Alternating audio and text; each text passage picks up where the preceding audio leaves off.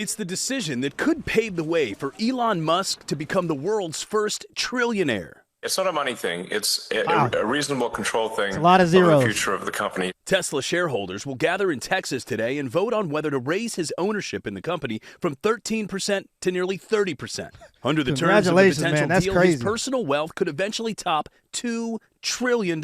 Yeah. Hey, Elon, if you get this message, brother, hey, just $1 million to change my life. You give me $1 million, I damn near turn into a Tesla robot. You ain't even got to worry about it. He'd need to meet some ambitious goals in the next decade, including growing Tesla's stock market value from roughly $1.5 trillion to $8.5 trillion. Oh, that's huge. Deploying at least 1 million autonomous taxis. Yeah, and it's interesting because I seen Asmongold have a take on this, and I thought that it was a really good take, but I want to expand on it a little bit. I think that all of the money, a lot of the money that he's going to make is going to come from the automated cars. I don't think the technology for the robots is there yet, so I think that's going to be far in the future. But the automated cars are actually very reasonable if you think about becoming a trillionaire. What people have to understand is one of the most profitable parts about Tesla isn't even the cars. The most profitable part about Tesla is actually the data collection. So the fact that when people drive these cars scan the road, they collect data, and you get nuanced roads that are a little bit harder to get data on, you get that data from these cars.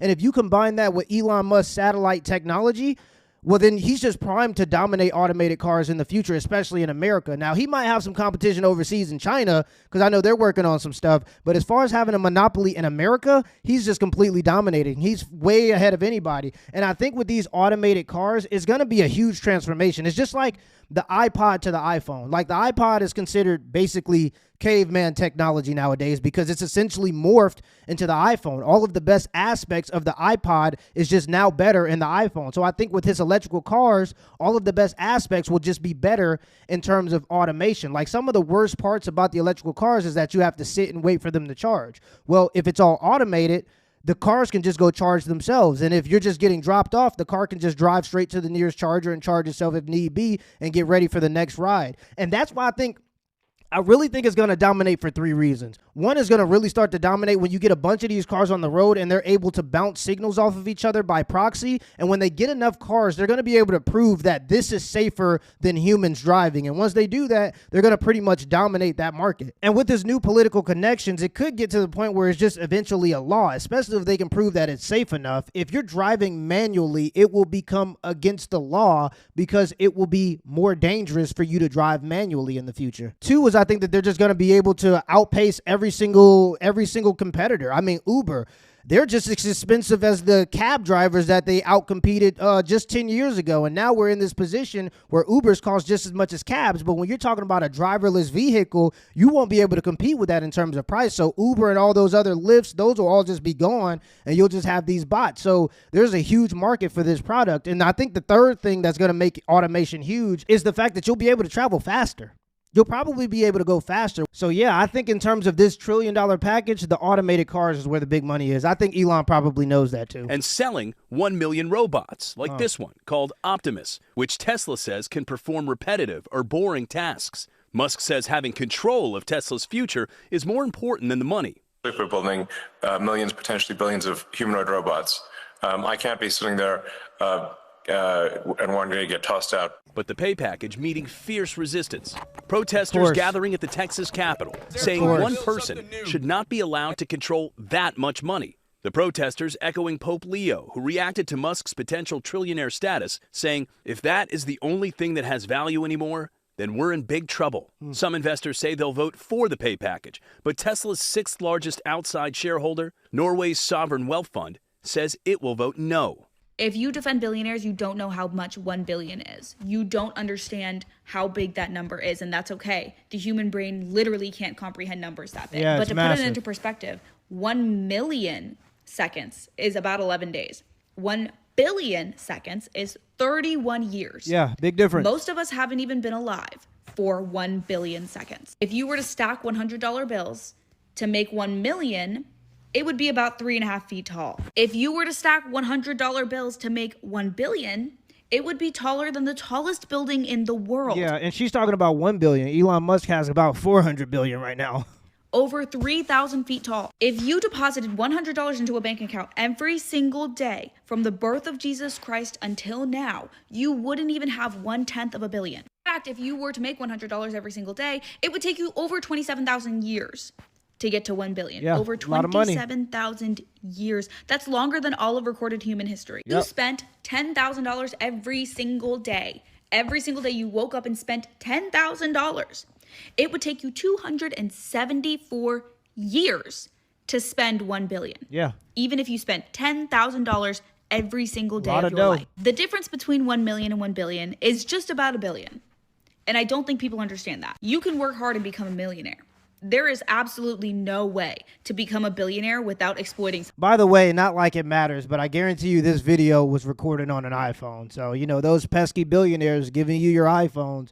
But I'm trying to find out who exactly is he exploiting. Because I'm assuming she's talking about he exploits his workers, because that's oftentimes the argument from these types of people. But his workers are the ones that are coming to him for a job, which is an opportunity, and they work for the wage that they agreed to as grown, consenting, autonomous adults. People like the word autonomy nowadays. So if they use their body autonomy to sign a contract to agree to a certain amount of pay, then that's their choice. So who is he exploiting? If you don't like billionaires, you can stop using the products and the technologies that they create. You're going to be living like a caveman, but you could do that, and you could also stop accepting the jobs that they offer you. So it's not exploitation if a grown, consenting adult decides to sign the contract and adhere to the contract that they agreed to during the hiring process. That's not a form of exploitation. Now, would it be good for Elon Musk to do some good things with his money? Probably, but I'm not the one that should have the power to control what another person does with something that they earned, because I don't think that it's good for me to be able to have the power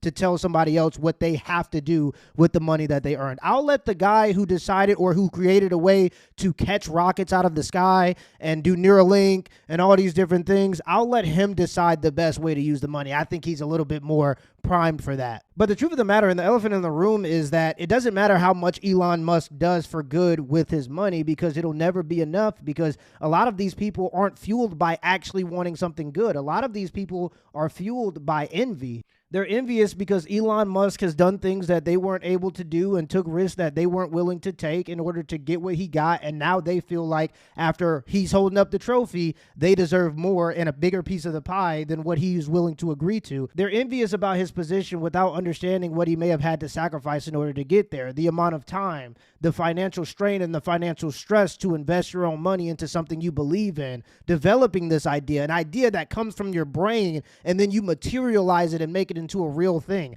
I'm not capable of that, so I'm probably not going to make $1 trillion. But if that's Elon Musk's stick, then he's able to make $1 trillion. Also, just imagine the amount of hate. The man's hated by damn near half of the country, because to get to that level, you're probably going to have some level of political connection. So, yeah, I mean, you know, people are envious, and that's the elephant in the room. People are envious about a man and his money without even understanding the things and not even being willing to sacrifice the things and do the things that he was able and willing to do. Elon Musk is set to be the world's first trillionaire, probably history's first trillionaire. And when I looked up how long 1 trillion seconds is, it is over 31,000 years. Yeah. If Elon Musk is set to be the first trillionaire, then that means that there are others soon to follow behind him. There is no reason why there should be billionaires, and damn sure no reason why we should have trillionaires. If we have trillionaires and there are still people out here that are struggling to pay their bills, Look at that, we look at that. literally have people right now that cannot even put food on the table for their family. Yeah, and I'm sure you drive past them every day in your nice car to get your nice nails done. Is that necessary?